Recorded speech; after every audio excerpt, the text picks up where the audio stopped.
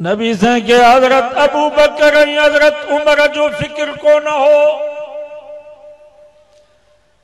उन्हनि जी लाइ त नबी से पाण ऐलान फरमायो सय्यदा कुहूल अहलिल जन्नह अबू बकर व उमर फरमायो क़यामत ताईं जेके भी मुंहिंजी उम्मत जा कुराड़ा जन्नत में वेंदा उन्हनि सभिनीनि जा सरदार मुंहिंजा यार अबू बकर ऐं उमर हूंदा। साईं जन के पंहिंजे न्याणे हजरत उस्मान जो भी फिक्र को न हो उन जी लाइ त नबी साईं मदीने में ऐलान फरमायो लिकुल नबीन रफीक व रफीकी फिल जन्नत उस्मान फरमायो जन्नत में हर नबी जो साथी हूंदो पर मोहम्मद मुस्तफा जो जन्नत जो साथी उस्मान था। साईं जन के पंहिंजे सौट हजरत अली से जो भी फिक्र को न हो मता ईअं समझो त उन जी फिक्र में प्यारो न उन जी लाइ त मुंहिंजे महबूब पाण ऐलान फरमायो मल कुल्त मौला फ़हाज़ा अली मौला फरमायो जंहिंजो मां दोस्त अली भी उन जो दोस्त जेको मूंसां दोस्ती रखण थो चाहे उनखे घुर्जे त मुंहिंजे सोणे अली सां भी दोस्ती रखे। जंहिंखे नबी साईं मदीने में मुआखात जे मौके ते भाकुर पाए करे फरमायो या अली अंत अखी फिद दुनिया वल आखिरह ओ मुझे सोना अली तू दुनिया में भी मां मोहम्मद जो बात आखिरत में भी तू मां मोहम्मद जो बात। नबी से के पंहिंजे डोटल सोने हसन ऐं हुसैन जो भी फिक्र को न हो उन्हनि खे त नबी से पंहिंजे हंज में विहारे करे ऐलान फरमायो अल हसन वल हुसैन सय्यदा शबाब अहलिल जन्नह फरमायो क़यामत ताईं जेके भी मुंहिंजी उम्मत जा जवान जन्नत में वेंदा उन्हनि सभिनीनि जा सरदार मुंहिंजा बचड़ा ही हसन ऐं हुसैन हूंदा। जिनके हंज में विहारे नबी से दुआ पिया घुरन अल्लाहुम्मा इन्नी उहिब्बुहुमा या अल्लाह ही हसन भी मुखे प्यारो थई ही हुसैन भी मुखे प्यारो थई फ़अहिब्बहुमा ओ मुझा अल्लाह जी मुझो हिनन सां प्यार आ तू भी हिनन सां प्यार कजा सब जो सुभान अल्लाह व अहिब्ब मन अहब्बहुमा कम वारी गाली आहे। नबी से फरमायो या अल्लाह क़यामत ताईं जेकी मुंहिंजा गुनाहगार उम्मती मुझे हिननि बचड़नि सां प्यार कन उन्हनि सां भी प्यार कजा। साईं जन के पंहिंजे न्याणे जो भी फिक्र को न हो छो त साईं जन जूं टे न्याणियूं बीबी ज़ैनब रुक़ैया उम्मे कलसूम रज़ी अल्लाह तआला अन्हुन्ना उहे त साईं जन जी हयाती में फौत थी वयूं उन्हनि जे मग़फ़िरत ऐं बख़्शिश जूं दुआऊं त मुंहिंजे साईं पाण घुरियूं। बाक़ी हिकिड़ी न्याणी नंढड़ी ख़ातून जन्नत उन जी लाइ भी साईं जन पाण ऐलान फरमाया सय्यदतुन निसा अहलिल जन्नत फातिमा फरमायो क़यामत ताईं जेके भी औरतूं जन्नत में वेंदियूं उन्हनि सभिनीनि जी सरदार मुंहिंजी न्याणी फातिमा हूंदी सब जो सुभान। नबी साईं के पंहिंजे बीबियुनि जो भी फिक्र को न हो मता ईअं समझो त उन्हनि जे फिक्र में प्यारनि छो त नबी साईं जे बीबियुनि खे तरफ़ क़ुरान मजीद में फरमायो या निसा नबी ओ मुझे नबी जू घरवारियूं लस्तुन्न का अहदिम मिनन निसा दुनिया जी का बि औरत तवां जहिड़ी नथी थी सके जिया तवांजे घोट मोहम्मद मुस्तफा जो मकाम सजी दुनिया के मर्दन में आला तीअं मोहम्मद मुस्तफा जे बीबिन जो मकाम सजी दुनिया के औरतुन में आला जिया घोट सजी दुनिया के घोटन जो सरदार तीअं उन घोट जूं कुआरियूं वरी सजी दुनिया के कुआरियुनि जूं सरदार जिया घोट की तरबियत अल्लाह कई तीअं मोहम्मद मुस्तफा जी बीबिन कुआरियुनि जी तरबियत भी अल्लाह कई बाबा नबी से जी तरबियत क्या कई साईं जन अमर जे पेट में हुया अबो अब्दुल्ला फौत थी वियो 4 सालन जा थिया त अम्मा आमिना भी फौत थी वई 6 सालन जा थिया त ॾाढो अब्दुल मुतलिब भी फौत थी वियो मुझे महबूब जी उम्र मुबारक 8 साल थी त साईं जन बकरियूं चारण शुरू कयूं सब जो सुभान अल्लाह 8 साल या उम्र है पढ़ण असांजा पुराणा उस्ताद चवंदा आहिनि त 8 सालन जो ॿार थे त पोइ उनखे स्कूल में दाख़िल कयो या मदरसे में 8 सालन ताईं उन जा उस्ताद पीउ माउ उन्हनि जी तरबियत कनि हाली कुल आज़ादीअ जो कुझु आज़ादीअ जो त मज़ो वठनि 3 सालन जी उमिरि में उन्हनि खे थेलो खणाए स्कूल मोकिलींदो त हे चङा थी वेंदो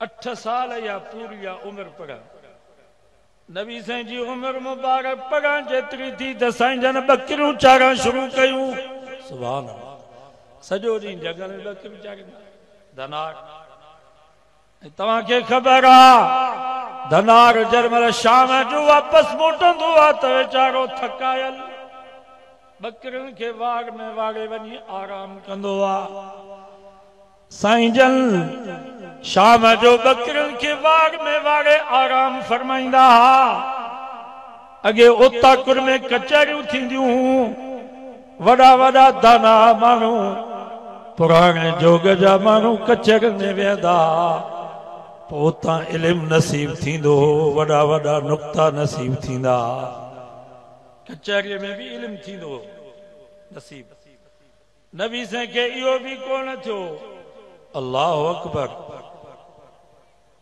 इन जी करे अल्लाह ताला नबी साईं जे जिंदगी के तशबीह ॾिनी आसमान सां फरमाई फरजिल बसर हल तरा मिन फतूर सुम्मा रजिल बसर करतैन यनक़लिब इलैकल बसर खासिअन व हुवा हसीर सब जो सुभान रब फरमायो आसमान ॾे निहारियो हिकु दफ़ो निहारियो ॿ दफ़ा निहारियो 3 दफ़ा निहारियो 100 दफ़ा तव्हां आसमान ॾे निहारींदव तव्हांजी नज़र थकिजी पवंदी पर मुंहिंजे आसमान में को ऐब तव्हांखे ॾिसण में न ईंदो बग़ैर थंबे जे बग़ैर थूड़ीअ जे बग़ैर गादर ऐं टीयर जे गुंबद जे सूरत में तव्हांजे मथां बीठो आहे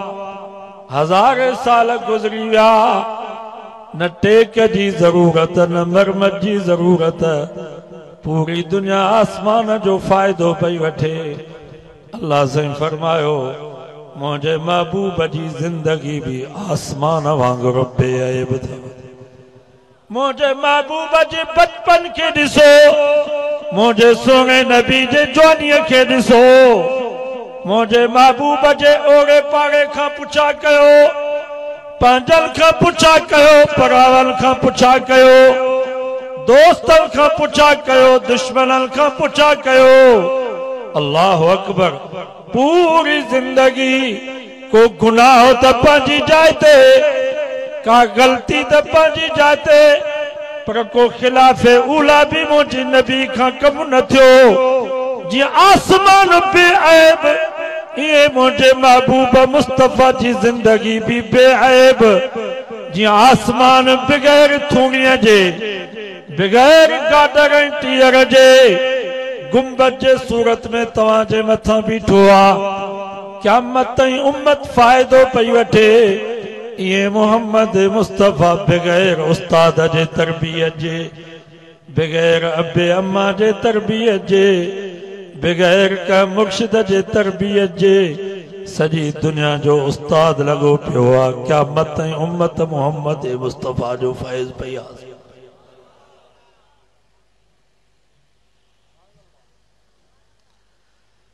जियां घोट जी तरबियत अल्लाह कई आ त नबी से जे बीबिन जी तरबियत भी अल्लाह कई था।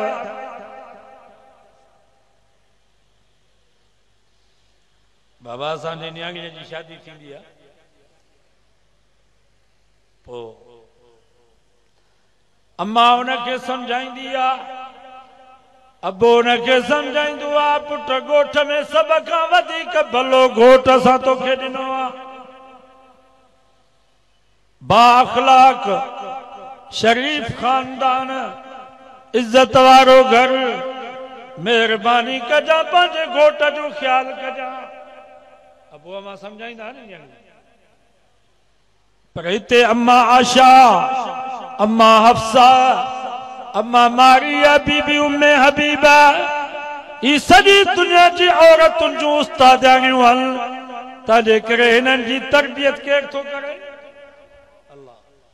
अल्लाह से फमा असा रब्बुहु इन तल्लककुन्ना अन युबदिलहु अज़वाजन खैरन मिनकुन्ना मुस्लिमातिन मोमिनात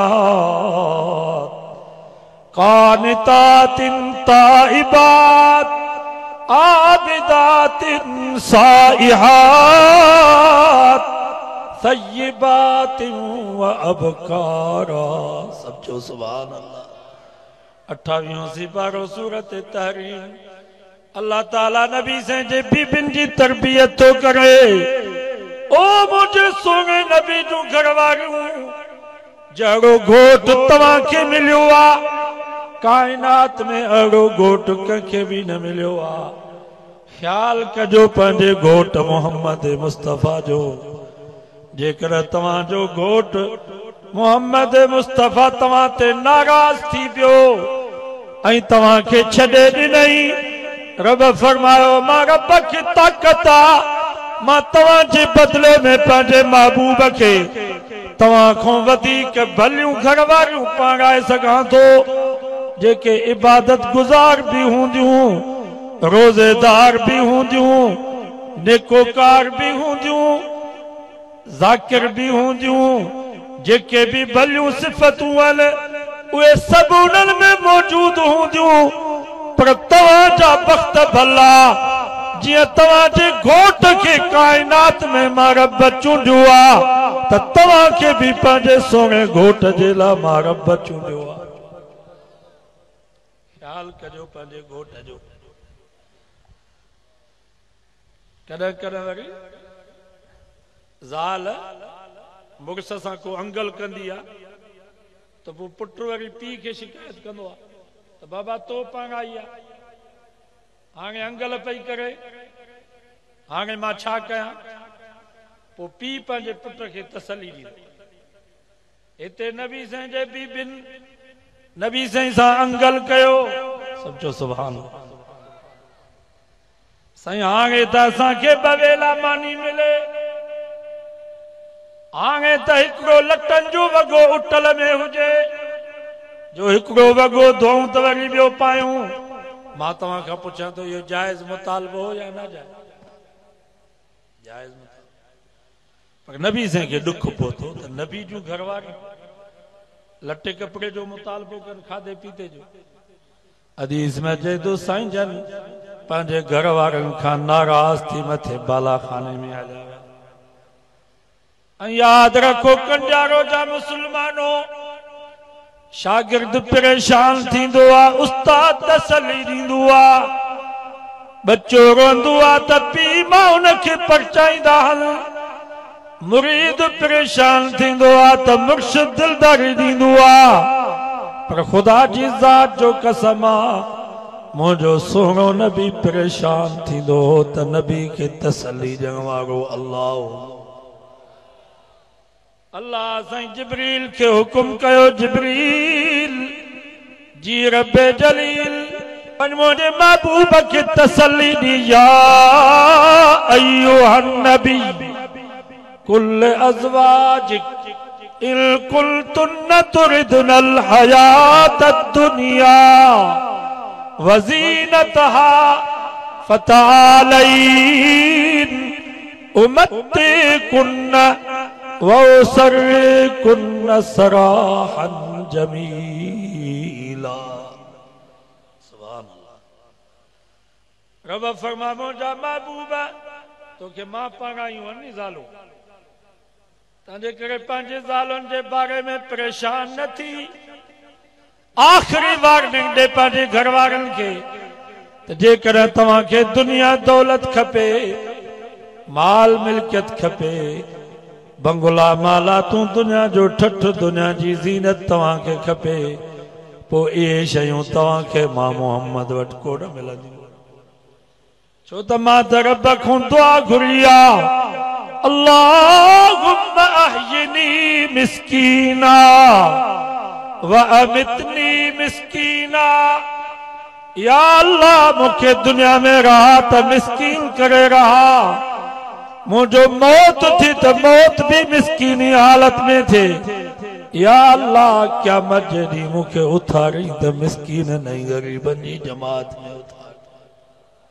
मां तो रब को दुआ घुरिया, या अल्लाह हिकड़े ॾींहुं ॾे त खाई करे शुक्र कया, ॿिए ॾींहुं न ॾे त तुंहिंजे याद ऐं तुंहिंजे फिक्र में रहा। मुंहिंजो हाल त इहो अथव जो महीननि जा महीना घर में बाहि नथी भरे, पाणी ऐं खाटकुल खां सवा घर में का शइ कान्हे। मुंहिंजो हाल त इहो अथव जो घर में ॾीए ॿारनि जे लाइ तेल मौजूद कोन्हे। मुंहिंजो हाल त इहो अथव जो मींहुं थो वसे त मींहुं बि सॼो घर में। हाणे मुंहिंजो बि तव्हां ते ज़ोर कोन्हे, अल्लाह जो भी तव्हां ते ज़ोर कोन्हे। तारू भरू मिस्कीनी गुरबत में मोहम्मद मुस्तफ़ा जे घर रहो। जेकर तव्हांखे दुनिया जो ठठ, दुनिया जी ज़ीनत खपे, फतालैन पोइ अचो, उम्मतिकुन्न पछाड़ी में मां कपड़नि जो वॻो बि रहे समेत तव्हांखे वठी ॾियां। वो सर्रिकुन्न सराहल जमीला ऐं सुहिणे नमूने सां तव्हांखे छॾी ॾियां। हदीस में अचे थो, अम्मा आशा सिद्दीका नबी से जे कुर्ते मुबारक के चंबड़ी पई, साईं जन के रोई करे चई फीक अस्तशीर, मुंहिंजा महबूब छा पिया तव्हां फरमायो? छा मां तव्हांजे बारे में बाबे सां मशवरो कयां? छा मां तव्हांजे बारे में बाबे सां मशवरो कयां? न मुंहिंजा साईं, न मुंहिंजा साईं अख्तारुल्लाह व रसूल। मूंखे दुनिया न खपे, दौलत न खपे, माल मिल्कियत न खपे, मूंखे तो मोहम्मद मुस्तफ़ा जहिड़ो घोट खपे। मां आशा त ॼाई तो मोहम्मद जे लाइ।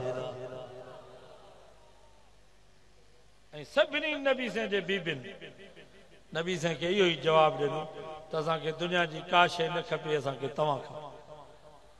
जॾहिं सभिनी घर वारनि इहो जवाब ॾिनो त अल्लाह ताला वरी नबी सां थो ॻाल्हाए। सब जो सुभान अल्लाह।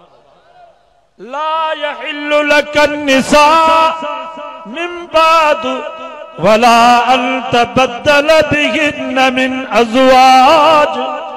ओ मुंहिंजा महबूब, हाणे तोखे ॿी शादी जी इजाज़त न आहे।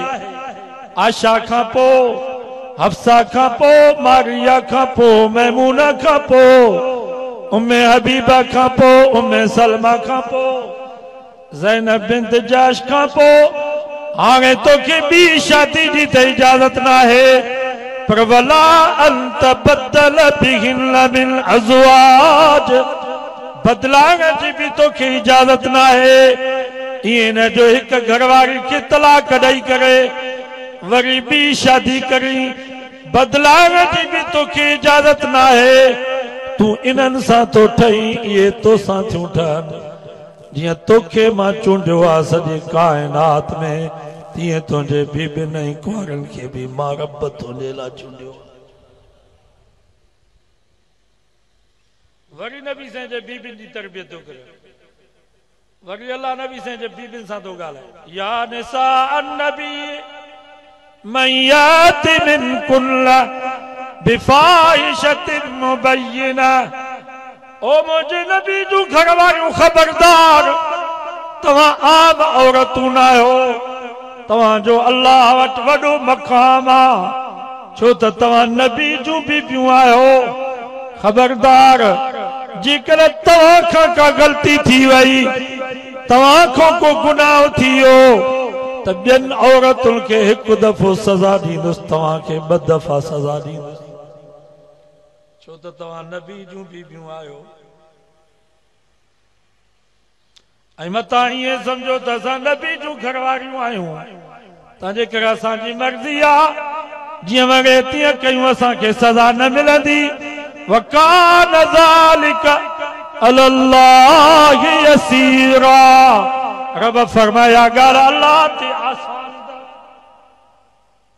खबरदार ग़लती तव्हां खां थी वई जोगिन जे माइनि खे हिकु दफ़ो सज़ा पीरज़ादनि जे माइनि खे हिकु दफ़ो सज़ा सूमरनि जे माइनि खे हिकु दफ़ो सज़ा घाघरनि जे माइनि खे हिकु दफ़ो सज़ा। पर तव्हां खां जेकॾहिं ग़लती थी वई त तव्हांखे ॿ दफ़ा सज़ा मिलंदी छो त तव्हांजो मक़ाम वॾो आहे।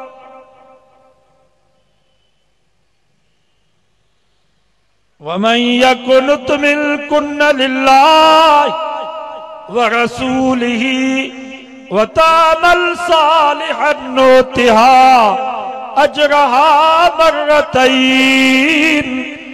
पर जेकर तव्हां नेकी कई रब फरमायो ॿियनि औरतुनि खे हिकु दफ़ो अजर ॾींदुसि पर तव्हांखे मां रब ॿ दफ़ा अजर ॾींदुसि छो त तव्हांजो मक़ाम आला आहे।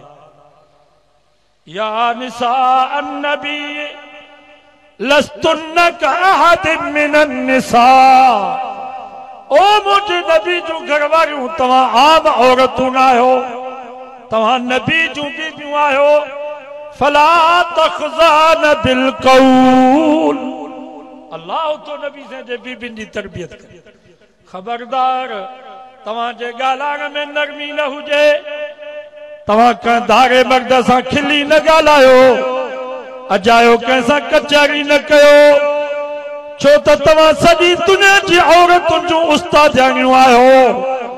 जेकर तव्हां कंहिंसां खिली ॻाल्हायो तव्हां कंहिंसां अजाई कचहरी कई त सुभाणे जोगिन जूं मायूं पीरज़ादनि जूं मायूं सुमरनि जूं मायूं वात फड़े करे चवंदियूं त नबी जूं बीबियूं जो परावन मर्दनि सां खिली ॻाल्हाईंदियूं असां ॻाल्हायोसीं त छा थी वियो।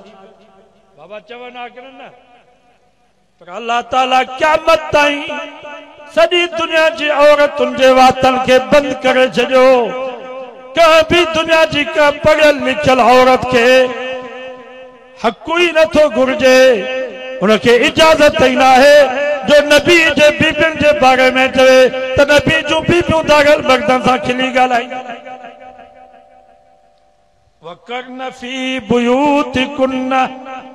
नबी साईं जे बीबियुनि खे तो रब फरमाए तव्हां पंहिंजे घरनि में वेही रहो।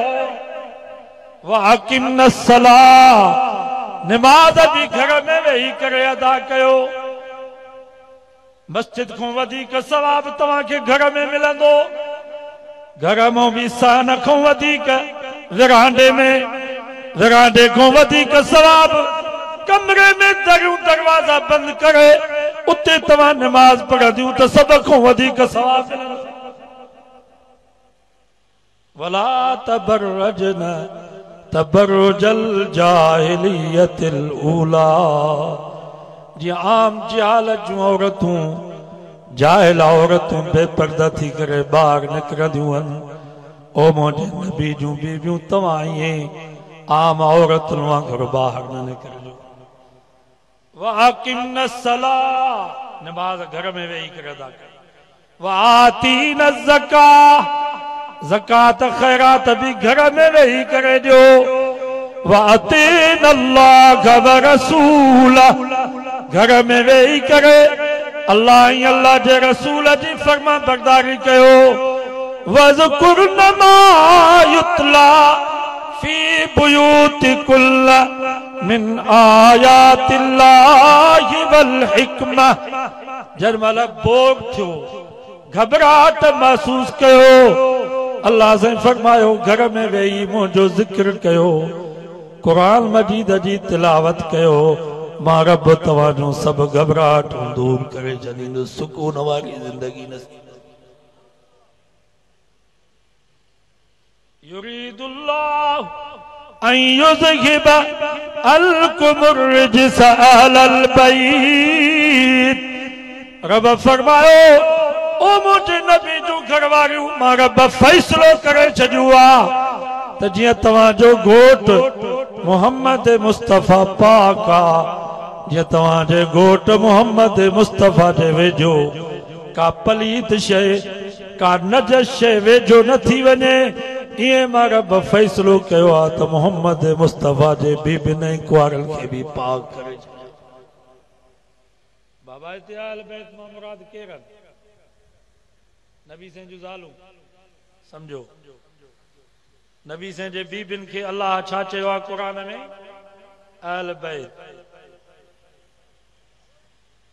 पोइ नबी साईं पंहिंजे नबूवत वारी चादर हज़रत अली साईं जे मथां, सोने हसन साईं जे मथां, सोने हुसैन साईं जे मथां, अम्मा फातिमा साईं जे मथां रखी करे दुआ घुरी, अल्लाहुम्मा हाउलाई अहले बैती।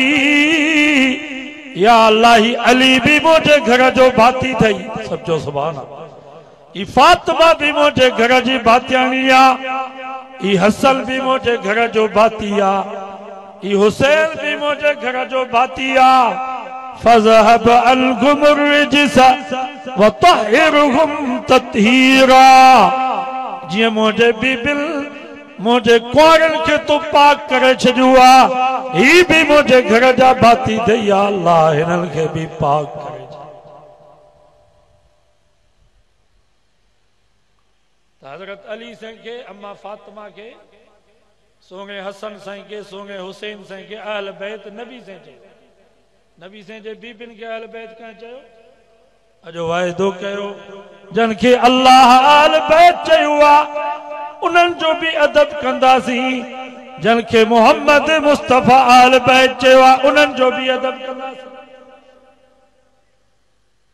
जन खे अल्लाह अहल बैत चयो आहे, जेको उन्हनि सां दुश्मनी रखंदो उहो भी बेईमान। जन के नबी से अहल बैत चयो आहे, जेको उन्हनि सां बुग़्ज़ रखंदो, इन जहिड़ो बेईमान भी दुनिया में कोई कोन्हे। वाइदो कयो त असां नबी साईं जे घर वारनि सां भी मोहब्बत कंदासीं, नबी साईं जे ख़ानदान सां भी मोहब्बत। असांजा हज़रत साईं मोहम्मद शाह अमरोटी रहमतुल्लाह अलैह ॾाढा ख़ूबसूरत हूंदा हुआ, सोना। कंडियारो में ईंदा हर साल जलसे में, जॾहिं ज़िंदा हुया। वो साईं पंहिंजो वाक़ियो पियो बयान करे त मां वञा पियो सखर में, हिकिड़ो वॾो ऑफिसर हुजे, मूंखे जो ॾिठई त ख़ूबसूरत भी, चेहरे ते ॾाढी सोनो, सो मूंसां अचे हथ मिलाई, मूंखे चई साईं तव्हांजो नालो? मां चयोमांसि मुंहिंजो नालो सैयद मोहम्मद शाह। अच्छा तव्हां सैयद आहियो? वरी चङी तरह मिलियो, हथनि खे चुमियूं ॾिनई। वो साईं चए तो मूंखे चई त तूं सुन्नी ही या शियो? साईं मोहम्मद शाह फरमायो, मां चयोमांसि त मां सुन्नी आहियां। चई वञ मारे छॾ। सैयद वरी सुन्नी? सैयद त शिया थींदा आहिनि। तू सुन्नी छो थियो?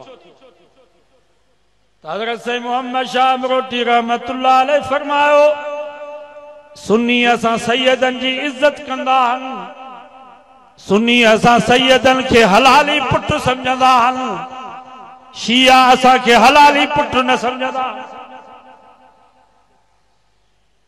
बज़ाहिर असां जी इज्जत कंदा हन, पर हकीकत में असां सैयदन जा दुश्मन।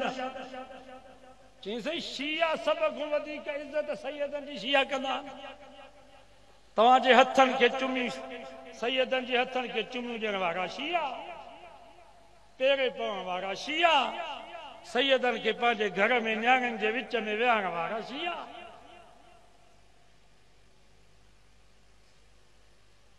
सैयद मोहम्मद शाह फरमायो न, इहो बज़ाहिर तव्हां ईअं कयो था, पर हकीकत में असां सैयदन जा तव्हां दुश्मन।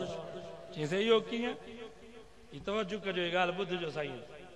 सैयद मोहम्मद शाह फरमायो त बाबा तव्हां शिया हज़रत उमर साईं खे हक़ जो ख़लीफ़ो मञींदा हो? त हुन चयो न साईं, असां हज़रत उमर खे हक़ जो ख़लीफ़ो न मञींदा आहियूं। सैयद मोहम्मद शाह फरमायोसि त पोइ हज़रत उमर साईं जेको जिहाद कयो उनखे तव्हां जिहाद बि न सम्झंदव, उहा जंग आहे। चई हा, जॾहिं हक़ जो ख़लीफ़ो न आहे, ज़ोरी आयो आहे, त पोइ हुनजो जिहाद छा जो, हुनजी जंग। त सैयद मोहम्मद शाह फरमायो पोइ जंग जे मैदान में जेको माल अचे वो हलाल या हराम? चई हराम। जिहाद कबो आहे, पोइ जेको माल अचे गनीमत जो हलाल। सैयद मोहम्मद शाह फरमायो हज़रत उमर ईरान सां जिहाद कयो। वो शाह ईरान, ईरान जो जेको शहनशाह हो, उन जूं ॿ न्याणियूं हुयूं, हिकिड़ी शहर बानू ॿी कज़बानू। ये हज़रत उमर के गनीमत में मिलियूं। वो तव्हां शियन जे मज़हब मुताबिक उमर हक़ जो ख़लीफ़ो त न हो, तव्हांजे करे शहर बानू ऐं कज़बानू उहे हलाल त कोन हुयूं, उहे त हराम हुयूं। समझो था यार? पोइ जंहिंमहिल उहे शहर बानू ऐं कज़बानू गनीमत में मिलियूं त साहबा हज़रत उमर खे चयोसीं हिकिड़ी शहर बानू पंहिंजे पुट अब्दुल्ला बिन उमर खे पंगायो, कज़बानू हज़रत अबू बकर जे पुट मोहम्मद बिन अबू बकर के पंगायो। हज़रत उमर फरमायो न बाबा, इएं न थींदो, ही शहज़ादियूं आहिनि, हिननि जे लाइ घोट बि शहज़ादा हूंदा। हज़रत अली साईं खे फरमाए सोना अली काथे या शहज़ादो हसन? सब चो सुभान अल्लाह। काथे या शहज़ादो मुंहिंजो सोनो हुसैन? ॿई शहज़ादा आया। हज़रत उमर हज़रत अली साईं खे फरमायो शहर बानू मां सोने हसन शहज़ादे खे तो पंगाया, कज़बानू सोने हुसैन शहज़ादे खे तो मां पंगाया। हाणे जेको बि शहर बानू ऐं कज़बानू मां औलाद थियो, ही जेके इमाम थिया, इमाम ज़ैनुल आबिदीन हज़रत हसन हुसैन साईं जो पुट हो, यो कज़बानू ये 12 इमाम जेके ये सब इन्हनि जे औलाद मां। हज़रत सैयद मोहम्मद शाह अमरोटी रहमतुल्लाह अलैह फरमायो तव्हां जो हज़रत उमर के हक़ जो ख़लीफ़ो नथा मञो त पोइ शहर बानू ऐं कज़बानू ये सोने हसन जे लाइ, सोने हसन हुसैन जे लाइ हलाल त न थी। हाणे जेके सैयद पैदा थिया हसनी हुसैनी, ये तव्हां शियन वटि हलाली पुट त न थिया। समझो था या ख़ुदा समझो?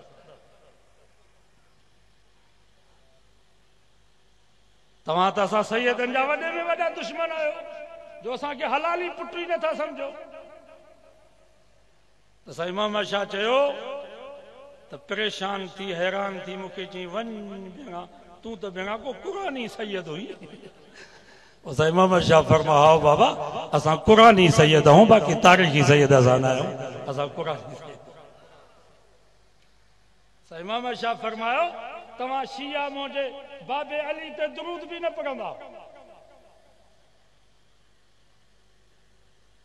इमाम शाह उनखे चयो त तव्हां त मुंहिंजे बाबे अली ते दुरूद बि नथा पढ़ो। चईं इहो कीअं? दुरूद पढ़ी ॿुधा। अल्लाहुम्मा सल्ली अला मुहम्मद व अला आल मुहम्मद। हज़रत सैयद मोहम्मद शाह मरोटी रहमतुल्लाह अलैह फरमायो ही त तव्हां आल मुहम्मद ते दुरूद था पढ़ो नी। हज़रत अली से आल त कोन्हे, हज़रत अली त मोहम्मद मुस्तफा जो सौट नबी जो सहाबी। आल त जेको मां फातिमा मां औलाद थियो, अलीअ जो औलाद आल आहे। समझो था या कोन था समझो? हाणे मां तव्हां खां पुछां थो त सैयदनि जी इज़त सुन्नी वधीक थो करे या शियो वधीक थो करे? सुन्नी सैयदनि खे हलाली पुट थो सम्झे, शियो सैयद खे हलाली पुट बि नथो सम्झे। तंहिंजे करे सैयदनि जा सभ खां वधीक ख़ैर ख़्वाह असां। मां त चवंदो आहियां सैयद मुवाहिद हुजे, बाक़ी गुनाहगार हर को आहे।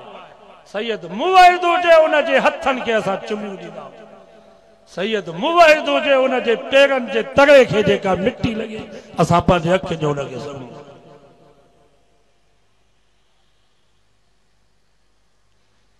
सोजो अज़म कयो त असां सभिनी जी इज़त कंदासीं। असां सिर्फ़ 5 तन खे न मञींदा आहियूं, बल्कि सभु तन खे नबी साईं जे सॼे ख़ानदान खे असां मञींदा आहियूं।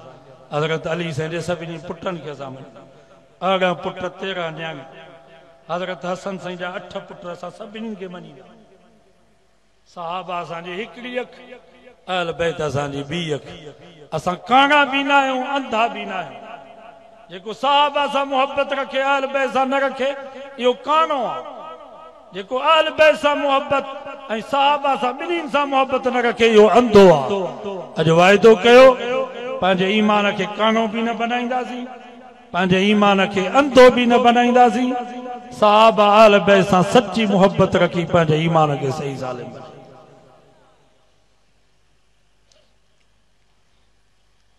जो हाणे अचनि था वरी क़ुर्बानी जा ॾियार। अॼु फ़ाइदो कयो त इंशाअल्लाह सभु क़ुर्बानी कंदासीं। मां त सम्झां थो त ही जेके बि जल्स में वेठा आहिनि सभु क़ुर्बानी, सभिनी ते क़ुर्बानी वाजिब आहे। बाबा 72,000 जो सामान तव्हांजे घर में आहे या कोन्हे?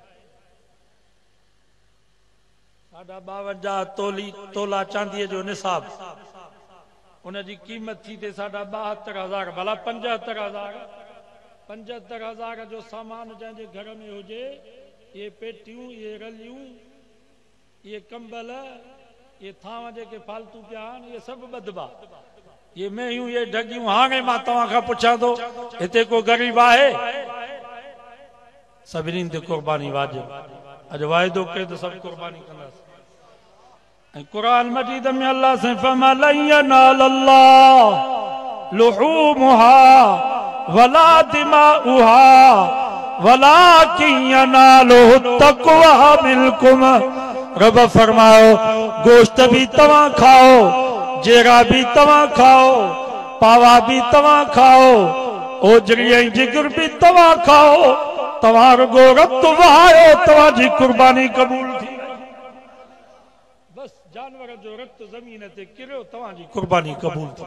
गोश्त भली तव्हां खाओ। हदीस में अचे तो नबी से फरमायो कुर्बानी जे जानवर ते जेतिरा वार एतिरो तव्हांजे अमाल नामे में नेकियूं लिखियूं। हाणे मां तव्हां खां पुछां थो ढगीअ जे पुठीअ ते वार केतिरा ॻणे सघंदो? एतिरी नेकियुनि खां जो असां महरूम थी वञूं त इन जहिड़ो बदनसीब दुनिया में को चइबो? वाइदो कयो त कर्ज़ खणी बि कुर्बानी कंदासीं। कर्ज़ी ज़रदारी बि आहे, नवाज़ शरीफ़ बि कर्ज़ी आहे। ये कर्ज़ मरण घड़ी ताईं न लहंदा, पोयां के लाहिनि, बाक़ी पंहिंजे हयाती में न लहंदा। कर्ज़ खणी बि कुर्बानी कयो ऐं कोशिशि कयो त कुर्बानी जो जानवर भलो हुजे, पंहिंजो पालियो। मां त सम्झां थो सभु जेके वेठा आहिनि सभु ॿाहिराड़ी जा, शहर वारा सभु भॼी, सभु ॿाहिराड़ी जा वेठा हो। भला 5 मेहियूं था पालियो, उन्हनि सां गॾु हिकिड़ी टिहाण कुर्बानीअ जी बि पालियो पिया। 5 ढगियूं पिया पालियो, भला हिकिड़ी ढगी कुर्बानीअ जे लाइ पालियो। 10 बकरियूं पालियूं था त हिकिड़ो बकर कुर्बानीअ जे लाइ पाण पालियो। भली शइ कुर्बान कबी आहे। प्यारी शे तॾहिं थींदी जॾहिं हथ सां उनखे पाल। असांजो मौलाना मोहम्मद कासिम नानोतवी रहमतुल्लाह अलैहि हर साल ढगी कुर्बान कंदा। 10 जे ॾींहुं ढगी कुर्बानी कंदा, वरी 11 जे ॾींहुं बि ढगी वठी। वो सॼो साल उनजी पाण ख़िदमत कंदा, हथ ते उनखे खाराईंदा, हथ ते पाणी पियारींदा, रोज़ानो उनखे खरखणो हणंदा, खीर पियारींदा। पर जॾहिं पहिरीं ज़ुलत थींदी त वरी खीर माखीअ में, मिस्रीअ में, फोटनि में काढ़े उन ढगीअ खे खीर पियारे, उनखे मेहंदी हणंदा, उनखे गाना ॿधंदा। एॾी ख़िदमत कंदा ढगीअ जी जो मौलाना जॾहिं पंहिंजे घर खां मदरसे दारुल उलूम ईंदा, हदीस पढ़ण जे लाइ त उहा ढगी बि पोयां लॻी ईंदी। मौलाना मदरसे वेठा हूंदा, हदीस पढ़ाईंदा, ढगी दरवाज़े ते वेठी हूंदी सॼो ॾींहुं। वरी मौलाना वञनि त ढगी बि पोइ। ईद जे ॾींहुं जॾहिं मौलाना ईद निमाज़ पढ़ाए कुर्बानी करण जे लाइ ढगीअ खे घर मां अचे छोड़ींदा त घर जा भाती, मायूं, मर्द, नंढड़ा ॿार उन ढगीअ खे भाकुर पाईंदा, ईअं रोंदा ॼणो घर जो भाती थो को कुर्बान थिए। बाबा जेका शइ हथ सां पालबी उहा प्यारी थींदी आहे न। असांजो भाउ असांजी भाॼाई हर साल ढगीअ खे पालींदी आहे, पोइ असां उहा कुर्बानी कंदा आहियूं। पोइ ढगीअ खे जो छोड़ियऊं त असांजी भाॼाई रोए। मां चयोमांसि ख़ैर त आहे, रोई थी, पुट त कोन अथई। चई अदा तोखे कड़ी ख़बर, मूंखे ॼणो पुट जेतिरी प्यारी हथ सां थी पालियांसि। त हथ सां जेका शइ पालबी आहे उहा प्यारी। ऐं असां जेको भलो बकर पालियो न उहो कराची पिड़ीअ ते ॾेई, फंडी बकरी कढारे पिड़ी मां वठी उहा कुर्बानी। भली जेका ढगी हुजे न उहा ॾेई छॾियो वापार में, बाक़ी जेका कुरानी ढगी हुजे उन में पती कर। शुक्र थियो जो दुंबो कुर्बान थी, न त हज़रत इब्राहिम त हज़रत इस्माइल खे पियो ज़िबह करे। कुरान तो फरमा फलम्मा अस्लमा वतल्लहु लिलजबीन। हज़रत इस्माइल इब्राहिम अलैहिस्सलाम खे चयो बाबा पंहिंजे अखियुनि ते बि पट्टी ॿध ऐं मूंखे मुंहुं भर लेटा, मतां तुंहिंजी नज़र मुंहिंजे चेहरे ते पइजी वञे ऐं पिदरी शफ़क़त ग़ालिब थी वञे। अल्लाह जे हुक्म जे तावील में देर न। कुरान तो फरमाए हज़रत इब्राहिम अलैहिस्सलाम इस्माइल खे पेशानी भर लेटायो, अखियुनि ते पट्टी ॿधई, काती पोयां हुनजे क्यारी ते। अल्लाह ताला उन वक्त में हुकुम कयो जिब्रील जी रब जलील जल्दी कर, जन्नत मां हिकिड़ो दुंबो का, हिकिड़े सेकंड में 7 आसमान क्रॉस करे, मक्के मदीने जे जबलन के पार करे, मिना जे मैदान में पहुच। इब्राहिम इस्माइल के ज़िबह थो करे, हिकिड़े सेकंड में इस्माइल के परे करे उन जी जाइ ते जन्नत जो दुंबो सुमार। यो हिकिड़े सेकंड में कम थियो। इब्राहिम अलैहिस्सलाम काती वहाई, काती वहाण में काई रुकावट न थी, मुंडी लही वई। बस रब जो शुक्र अदा कई, या अल्लाह वडो इम्तिहान होयो, ये मुझी कुर्बानी कबूल कर। अखियुनि तां पट्टी जो लाथई त इस्माइल मुस्कुराए तो पियो, जन्नत जो जानवर से बे लगो पियो। हज़रत इब्राहिम अलैहिस्सलाम हैरान थी वियो त मूंखे चई त अखियुनि ते पट्टी ॿध, शायद उन महिल इस्माइल निकिरी वियो। कुरान तो फरमा वरी हज़रत इब्राहिम वधियो, हज़रत इस्माइल खे ज़िबह करण जे लाइ अल्लाह से फरमा वना दईना अय्या इब्राहिम कद सद्दक़त रुया इन्ना कज़ालिक नजज़िल मोहसिनीन। ओ इब्राहिम तो पंहिंजो ख्वाब सच्चो करे ॾेखारियो, तू इम्तिहान में पास थी वे। इस्माइल पाण को न भगो आ, इनके मां बचायो आ। इहो ज़िबे थियण जे लाइ न आयो आ। इन जे खानदान मां मूंखे मिठो नाले वारो मोहम्मद मुस्तफ़ा पैदा कर।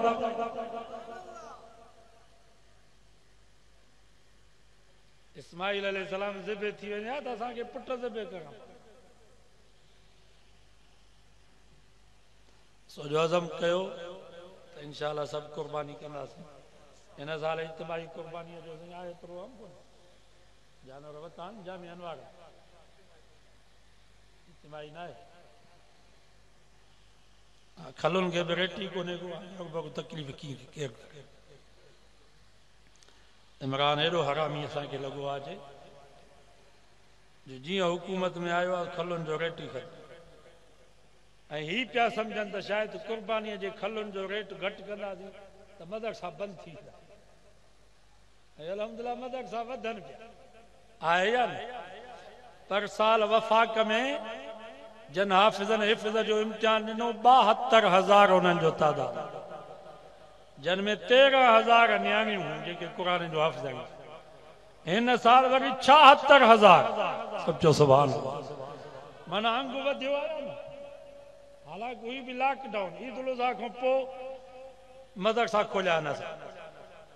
पर साल 13,000 नियाणियूं हाफ़िज़ानियूं थियूं।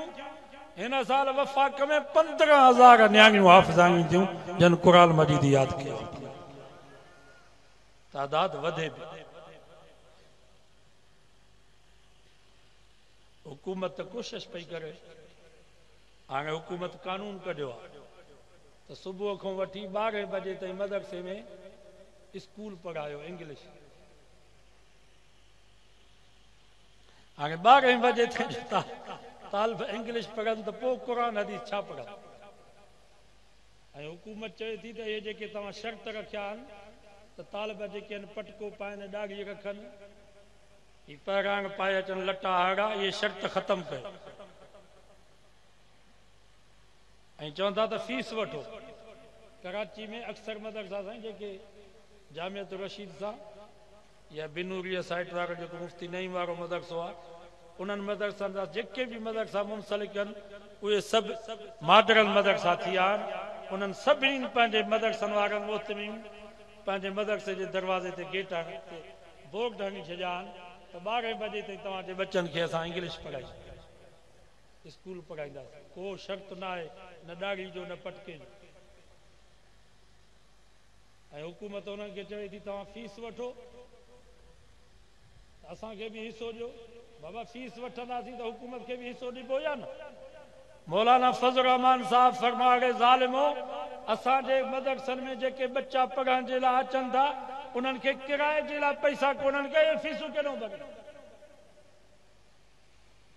हुकूमत जी कोशिश इहा आहे त ही जेके ग़रीब मदरसे में पढ़नि था इन्हनि ग़रीबनि खां बि फीसूं वठो त इहे भॼनि। इहे ग़रीब बि क़ुरान न पढ़नि। समझो था नी हुकूमत जी साज़िश। पर जो वाइदो कयो त इंशाअल्लाह असां मदरसनि जी ख़िदमत कंदासीं। चंदा करे पिनी करे असां मदरसा हलाईंदासीं। हुकूमत खां असां रुपयो बि न वठंदासीं। तव्हां पंहिंजा बच्चा मदरसे में छॾियो इंशाअल्लाह असां 3 वेला मानी बि खाराईंदासीं। सुबुह जो चांहि 6 महीने साल ते लटनि जो वॻो बीमार थींदो त दवा दरमल। साईं कासमी साहब फरमाईंदो तव्हां न्याणी पढ़ाईंदा हो त ॾाजे में टीवी ॾींदा हुओसि। असांजे मदरसे मां जंहिं महिल बच्चो फारिग थींदो त ॾाजे में क़ुरान वारी दौलत खणंदा आहिनि। मौलाना ईसा साहब चयो न त क़ुरान अहिड़ी दौलत आहे जेका क़ब्र में बि तव्हां सां सभु मोटी ईंदा पर क़ुरान क़ब्र में। हदीस में चए थो नबी से फरमायो जेको सूरत मुल्क जी तिलावत थो करे मरण खां बाद इहा सूरत मुल्क उन जे क़ब्र में 24 जे चंड वांगुरु रोशन थी बीहे ऐं रब खे चए थी या अल्लाह हिन मुंहिंजे पढ़ण वारे खे या माफ़ कर या मूंखे क़ुरान मां कढी छॾ। रब मां तो तोखे क़ुरान मां कोन कढंदुसि मां तुंहिंजे दोस्त खे पढ़ण वारे खे माफ़ कर। कोशिश कयो रात जो सुम्हो त सूरत मुल्क पढ़ी पोइ सुम्हंदा। सुबुह जो सूरत यासीन मंझन जो सूरतुल वाक़िआ, असर नमाज खां बाद सूरत मुज़म्मिल, मगरिब खां बाद सूरत नबा, सुबह ऐं शाम 3 सूरतूं, कुल बिरब्बिल फलक, कुल बिरब्बिन नास, कुल हुवल्लाह। हदीस में अचे तो नबी से फरमायो ये 3 सूरतूं तव्हां पढ़ंदा कयो, बस ये हर शइ खां तव्हांजे लाइ काफ़ी आहे। जिन्ननि खां, शैताननि खां, जेके तव्हांखे बुत था विझनि, तावीज़ था विझनि, माण्हू अची चवनि था साईं अलाए कंहिं असां ते जादू कयो आहे, कारोबार में हिते थी विया आहियूं। के माल जे वागनि वारा चवनि साईं असांजे वागे में अलाए केरु रत जो प्यालो उछलाए वियो आहे, असां सां वॾा ड्रोह थियल आहिनि, वॾो ज़ुल्म थियल आहे असां सां। हदीस में अचे तो नबी से फरमा सुबह ऐं शाम ये 3 सूरतूं, मिशकात में हदीस है, सूरत कुल बिरब्बिल फलक, कुल बिरब्बिन नास, कुल हुवल्लाह। इन में टाइम घणो थो लॻे, वधि में वधि 3 मिंट। ये सुबह शाम पढ़ो, इंशाअल्लाह जादू जो असर न थींदो, इंशाअल्लाह नज़र न लॻंदी, भली केतिरा बि केरु तावीज़ तव्हांखे विझे असर न थींदो, न बुत तव्हां में पवंदा, न तव्हांजे कारोबार खे को धकु लॻंदो। बाक़ी हिननि भोपनि ॾे न वञिजो, ये जेके भोपा वेठा आहिनि भोपनि ॾे न वञ। नबी से फरमा मन अता काहिनन, जेको भोपे वटि वियो त फार विझी ॾे, मूं में तावीज़ कण विधा आहिनि, मूंसां ड्रोह कण कयो आहे, मुंहिंजो कारोबार पोइते थी वियो आहे। पाण फरमायूं इहो भोपो इहो जन्नत में त कोन ईंदो, पर जन्नत जी बूई बि नसीब न थींदसि। नबी से फरमायो ने भोपे जो खात्मो ईमान ते कोन थींदो, इहो मरंदो त बेईमान थी मरंदो। ऐं नबी से फरमायो सदक़हू, जेको इन भोपे जी ॻाल्हि खे सचो पियो सम्झे, मुंहिंजे नबी फरमायो मां मोहम्मद इन खां बेज़ार आहियां, इस्लाम सां हिन जो कोई वास्तो कोन्हे। सॼो वाइदो कयो त भोपनि ॾे न वेंदासीं, घटि में घटि ये 3 सूरतूं सुबह ऐं शाम पढ़ो, इंशाअल्लाह कख बि लख थी वेंदव। 29 जुलाई ते जेको कराची में जलसो आहे, इन जी तव्हां सभिनी खे दावत है, अॼु खां वठी तयारी कयो। ख़त्म नबूवत जी हिफ़ाज़त जे लाइ, सहाबा आल बैत जे नामूस जी हिफ़ाज़त जे लाइ, मस्जिद मदरसे जे तहफ़ुज़ जे लाइ, पंहिंजे सिंध जे हुकूक जी हिफ़ाज़त जे लाइ, असांजे सिंध खे विकियो पियो वञे, धारनि खे पिया ॾियनि। वाइदो कयो त इंशाअल्लाह असां सभु मौलाना फज़ल रहमान जे सॾ ते 29 जुलाई ते कराची में ज़रूरु पहुचंदासीं। ऐं हिननि जलसनि जो असर अथव, मौलवी साहब ॿुधायो, हिननि जलसनि जो असर आहे। ये जलसा बम खां वधीक हिननि खे असर था कनि। जिहाद सम्झी करे हिननि जलसनि में शरीक थियो, इंशाअल्लाह पोइ हिते जीअं आलमनि सां असां गॾु हूं, जन्नत में बि आलमनि सां ईअं गॾु हूंदासीं। पंहिंजे बचनि खे मदरसे में छॾियो, ख़ुसूसन हाणे ईद उल अज़हा जी क़ुर्बानी जो खलूं सभ खां वधीक मुस्तक़ असांजो जामे अनवार था, पाण ई पहुचायो, असां पहुची नथा सघूं। ॿियो खलुनि खे रेट बि कोन्हे को, हरू भरू गाॾी काए अचूं त किराए में पूरा, तंहिंजे करे पाण विकिणी उहे पैसा रसीद कटराए मदरसे में पहुचायो। इंशाअल्लाह ये तव्हांजा पैसा सजाया थी। सखर में बरेलिन जो जलसो थियो, कराची जो हिकिड़ो वॾो मौलवी आहे, बरेलिन खे चई त अॻे ज़ालिमो ये 3 बंदि कयो, जुमाना बंदि कयो, ये 11 बंदि कयो, ये 12 बंदि कयो, रुगो हलवे खोर मुला पिया तयारु कयो। देवबंदियुनि जे पैसनि मां आलिम पिया पैदा थियनि, हाफ़िज़ पिया पैदा थियनि, कारी पिया पैदा थियनि, मुफ़्ती पिया पैदा थियनि। तव्हांजे पैसनि मां रुगो हलवे खोर पिया पैदा, रुगो 3 जुमाननि जी मानी खाइण वारा पिया पैदा थियनि। दुश्मन भी मञे पियो त देवबंदियुनि जा पैसा सजाया।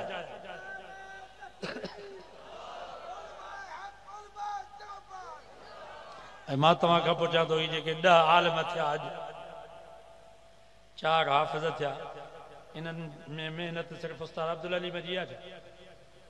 असांजे साईं उस्ताद मोहम्मद इदरीस साहिब जी आहे छा? इन में तव्हां ई असांजो बि ताउन, का ज़कात जा पैसा ॾिना, का ख़ैरात जा पैसा ॾिना, का सदके जा पैसा ॾिना,